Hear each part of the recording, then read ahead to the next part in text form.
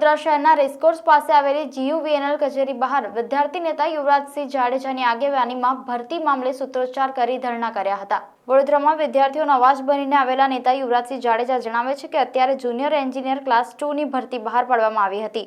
તેમાં 19,000 જેટલા ઉમેદવારોએ ફોર્મ ભર્યા હતા। તે પૈકી 12,000 જેટલા ઉમેદવારોએ પરીક્ષા આપી હતી, જેમાં પ્રિલિમિનરી પરીક્ષામાં નિયમોની વિસંગતતા હતી।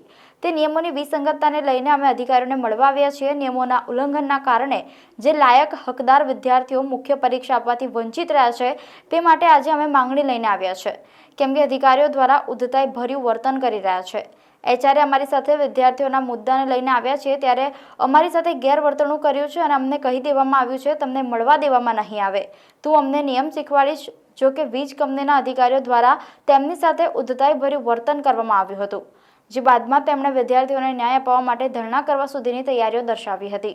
વધુમાં તેમણે ઉમેર્યું છે કે ભરતીમાં GSO 3નું અનુકરણ કરવાની વાત કરવામાં આવી છે। તેમાં સ્પષ્ટ નિયમ છે। તેમાં એવું લખ્યું છે કે 50 માર્ક્સ જનરલના લેવા અને 45 માર્ક્સ SC, ST, OBCના લેવા। હવે તેમને લેવામાં નથી આવતા। નિયમોનું અનુકરણ કરીને વિદ્યાર્થીઓને તક આપવી જોઈતી હતી। તક આપવાથી વિદ્યાર્થીઓને નોકરી તો મળી જવાની નથી। આ વિદ્યાર્થીઓને હળહળતો અન્યાય છે તેમ તેમણે જણાવ્યું હતું। નમસ્કાર દર્શક મિત્રો, અત્યારે હેડલાઇનની ટીમ આવી પહોંચી છે ગુજરાત વિકાસ નિગમ ઉર્જા લિમિટેડ ખાતે। દર્શક મિત્રો, GUVNL દ્વારા લેવામાં આવેલી જુનિયર એન્જિનિયરની જે ભરતીની પરીક્ષામાં છે તેમાં છબરડા થયા છે। તો આવો શું જાણીએ છે, વિદ્યાર્થીઓની શું માંગણી છે? ખાસ કરીને તમે જે વાત કરી એ પ્રમાણે કે GUVNL દ્વારા આજથી 3 મહિના પહેલા એક ભરતીની જાહેરાત કરવામાં આવી હતી અને ભરતી હતી જુનિયર એન્જિનિયર, જેમાં 18,000 જેટલા ઉમેદવારો જે એન્જિનિયરિંગ કરેલા હોય, જે હાઈલી ક્વોલિફાઈડ હોય, જેને 60% ઉપર હોય, એ બધા જ વિદ્યાર્થીઓમાં એપ્લાય કરેલું હતું અને એમાંથી 12,000 જેટલા ઉમેદવારોએ પરીક્ષા પણ આપેલી હતી। અને આ પરીક્ષાઓ જે આપી એ પરીક્ષામાં 2 તબક્કાની પરીક્ષા હોય છે, ફર્સ્ટ પ્રિલિમિનરી અને સેકન્ડ જે મુખ્ય પરીક્ષા। હવે જે પ્રિલિમિનરી પરીક્ષા છે એમાં જે રેશિયો સેટ કરવામાં આવેલો છે ફર્ધર એક્ઝામ માટેનો, એ રેશિયો હતો 1:5 અને એવું કહેવામાં આવી રહ્યું હતું જે GUVNL દ્વારા કે જે આ જે રેશિયો છે એ ફર્સ્ટ ટાયર એક્ઝામિનેશનનો જે છે એ અમે GSO 3 પ્રમાણે લીધેલો છે। GSO 3 પ્રમાણે અમે 1:5નો રેશિયો સેટ કરેલો છે। હવે જો એને 1:5નો રેશિયો સેટ કરેલો હોય તો આ રીતે એને ભરતી કરવાની વાત કરી હતી, જે GSO 3 મુજબ છે। હવે GSO 3 જે ઓરિજિનલ રૂલ્સ છે 2015માં બનાવેલો, એ તમે જોઈ શકો છો। The ratio of candidate two B the cold for the personal interview. હવે અહીંયા પર્સનલ ઇન્ટરવ્યૂ છે જ નહીં, અહીંયા પ્રિલિમ છે અને મુખ્ય પરીક્ષા છે। આ પ્રિલિમ આ જે સેટ કરેલું છે તો personal interview in the ratio of should be 1:5, એટલે આ ઇન્ટરવ્યૂનો રેશિયો છે। આ જે સેટ કરવામાં આવેલો રેશિયો છે ઇન્ટરવ્યૂનો છે, એને મારી મચોડીને આ લોકો પ્રિલિમિનરી એક્ઝામિનેશનમાં સેટ કરવા માગે છે। હવે આના કારણે થશે શું?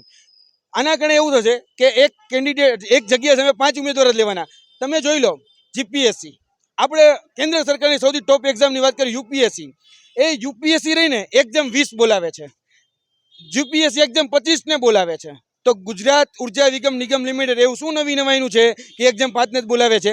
આના કારણે થશે શું કે આ પ્રિલિમિનરી એક્ઝામ રહીને જસ્ટ ક્વોલિફાઈંગ ટેસ્ટ, ક્વોલિફાય જ કરવાની છે। તમારે જે રિઝલ્ટ જે મેરિટ બને છે એ મેરિટ તો મુખ્ય પરીક્ષાથી બને છે, તો અહીંયા રેશિયો સેટ કરવાની કોઈ જરૂર જ નથી। છતાં પણ કહીએ છીએ ભલે સેટ કર્યો, પણ એમાં વિદ્યાર્થીઓને તમે વધારે બોલાવો। હવે આના કારણે થયું એવું કે વિદ્યાર્થીઓ 3,000 જેટલા વંચિત રહ્યા મુખ્ય પરીક્ષા આપવાથી। હવે જે વ્યક્તિ પરીક્ષા જ ન આપી શકે મુખ્ય પરીક્ષા, એ સિલેક્શન કેમ થવાનો? એટલે સરકારના કહી શકાય GUVNLના આ GUVNLના નીતિ નિયમોને કારણે વિસંગતતા ઊભી થઈ, એને લઈને અમે રજૂઆત કરવા માટે આવેલા અને તેમાં અમે રજૂઆત કરવા માટે પરમિશન માગી।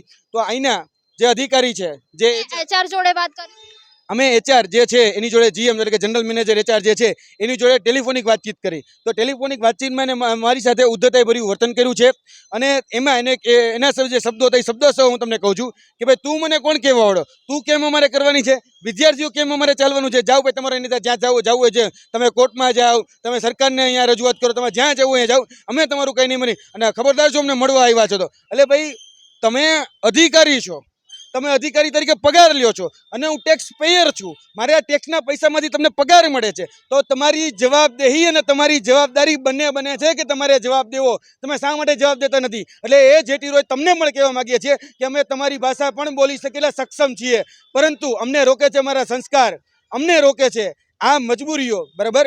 એટલે મહેરબાની કરી તમે તમારી જે ભાષાની સભ્યતા છે એ સભ્યતા ન ગુમાવતા, બાકી અમને તમારી ભાષામાં જ જવાબ દેતા આવડે છે। આગળના દિવસોમાં જો તમારી ભાષામાં જવાબ દેવાનો થયો તો એની માટેની પણ અમારી તૈયારી છે, પરંતુ અમને રોકે છે અમારી મર્યાદા, અમારી મજબૂરી છે કે અમારે તમારી પાસે આવીને રજૂઆત કરવી પડે, કારણ કે તમે અધિકારી તરીકે છો। એટલે અમારી મજબૂરી છે આ, બરાબર? એટલે તમે માપમાં રહેજો, બાકી માપમાં કરતા અમને પણ આવડે છે. અને જો તમારી માંગણી નહીં સંતોષાય તો આગળ પાછી તમે જોઈ ચૂક્યા છો, અમે આની પહેલા જેટકો ઇલેક્ટ્રિકલ આસિસ્ટન્ટના ઉમેદવારોની માંગણી નહોતી સ્વીકારી, તો આ જ રોડ છે અને આ જ રોડ ઉપર અમે એને ધરણા પ્રદર્શન આંદોલન કરેલા છે. અમારે આવનાર દિવસોની અંદર જો અમે ઉર્જા મંત્રીને પણ રજૂઆત કરવાના છીએ. અમારી જો માંગણી સ્વીકારવામાં ન આવી તો પછી અમે વિધાનસભા સત્ર ચાલુ થવાનું જ છે. એ વિધાનસભા સત્રમાં અમે આ મુદ્દો પણ ચગાવીશું. તેની સાથે સાથે વિધાનસભાનો ઘેરાવો પણ કરીશું. અત્યારે હાલમાં જે એન્જિનિયરની ભરતી લેવામાં આવી છે તો એમાં અમને મેન્સ એક્ઝામ કે જે ક્વોલિફાઈંગ, જે પ્રી એક્ઝામ કે જે ક્વોલિફાઈંગ છે તેમાંથી અમને બહાર કરી દેવામાં આવ્યા છે. જે મેન એક્ઝામ છે કે જેના માર્ક્સ મુજબ અમને સિલેક્શન થશે, કે જેના માર્ક્સ મુજબ અમને સરકારી નોકરી મળશે. અમારી બધાની આશા એવી છે કે અમને મેન્સ એક્ઝામ દેવામાં આવે, અમને પ્રીમાંથી ના બહાર કરવામાં આવે. પ્રીમાંથી બહાર એવી રીતે કરવામાં આવે છે અમને અત્યારે હાલ એક્ઝામ લેવાની એમાંથી કે એક્ઝામ 5 મુજબ, એક્ઝામ 5 એટલે કે 100 વિદ્યાર્થી સામે 500 વિદ્યાર્થી. જ્યારે આપણે અધર એક્ઝામ કોઈ બી જોઈએ એમાં બહુ બધા વિદ્યાર્થીને બોલાવે છે. પ્રી એક્ઝામ ખાલી ક્વોલિફાઈંગ હોય કે ખાલી તમે એમાં મિનિમમ ક્રાઇટેરિયા સેટ મુજબ માર્ક્સ લાવો તો તમને મેન્સ એક્ઝામ દેવામાં આવે અને મેન્સ એક્ઝામના રિઝલ્ટ ઉપર તમને સિલેક્શન કરવામાં આવે.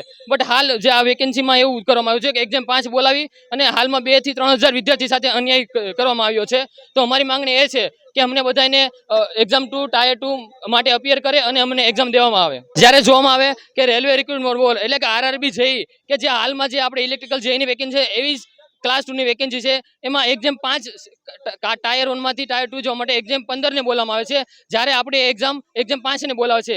જીપીએસસી, યુપીએસસી ગમે એક્ઝામ લઈ લો ગુજરાતની, ઓલ ઓવર ઇન્ડિયાની, કે જેમાં ટાયર 1માંથી ટાયર 2 માટે બહુ બધા કેન્ડિડેટને બોલાવવામાં આવે છે. જ્યારે આ જે જીઈબી દ્વારા લેવામાં આવી છે તેમાં અમારી સાથે અન્યાય કરી અને થોડાક વિદ્યાર્થીને જ બોલાવવામાં આવ્યા છે. તો અમારી માંગણી એવી છે કે અમને પણ એક્ઝામ ટાયર 2 દેવામાં મળે. અમે જુનિયર એન્જિનિયરની પરીક્ષા આપીએ છીએ, એ સેન્ટ્રલ ડીજીવીસીએલ લે છે. તો અમારું કહેવું એવું છે કે એમની ભૂલના કારણે અમારે ભોગવવું પડે છે. તો એ પ્રોપર જો ફોલો નહીં કરે, અમે 3rd વાર એમને મળવા આવે છીએ. જો એ પ્રોપર જે આન્સર નહીં આપે તો પછી અમારે જે 2000 પબ્લિક જે બાકી છે અમારી, એ બધા અમે અહીંયા આવશું અને ધરણા ભરશું અમે, બરાબર છે? કારણ કે અમે કંટાળાય છીએ. આ એક તો 4 વર્ષથી એક્ઝામ આવે છે, બરાબર છે? હું ખુદની મારી વાત કરું તો હું 3 વર્ષથી જોબ છોડીને પ્રિપેરેશન કરું છું, બરાબર છે?